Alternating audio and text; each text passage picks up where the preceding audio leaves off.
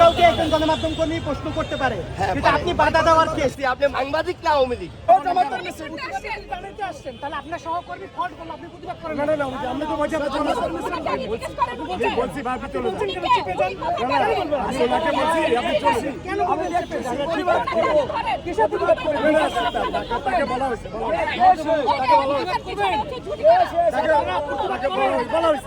উস্কে দেন, সাংবাদিকের আছে উস্কে দেন, না বলা হয়েছে আপনাদের উস্কে দেন। আপনারা একজন নারীকে ইয়ে করছে, প্রফেশনাল মিডিয়ায় আপনার কাউকে একজন গণমাধ্যম কর্মী প্রশ্ন করতে পারে, কিন্তু আপনি বাধা দেওয়ার কেস। সেটা একটু আমি কোথাও বাধা দেই নাই। এত মানুষ কথা বললে কিভাবে বলবো? আগে সিদ্ধান্ত নেন, কে জিজ্ঞেস করবে? আপনি বলছেন না, আপনি বলছেন আগে দুইজন আচ্ছা প্রশ্ন করে নাই।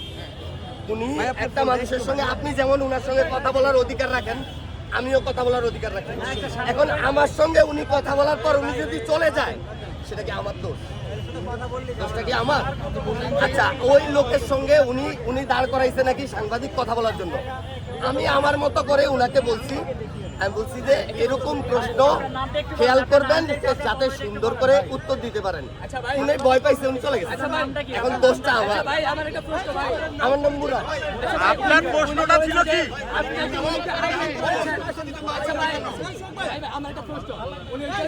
ভাই ভাই ভাই